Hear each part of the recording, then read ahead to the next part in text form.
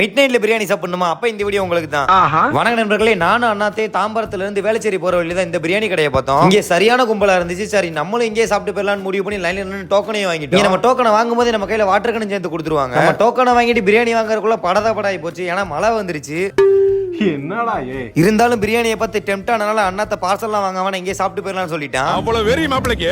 இந்த கடையில chicken, mutton, beef அப்புறம் 65 பிரியாணி எல்லாமே கிடைக்கும். இங்க நம்ம 65 பிரியாணி 180க்கும் பீஃப் பிரியாணி 160க்கும் வாங்கணும். இங்க நம்ம வாங்கின 65 பிரியாணில எக்ஸ்ட்ரா பீஸ் இருந்தாலும் நம்ம அண்ணாத்தைய கையில பிடிக்க முடியல.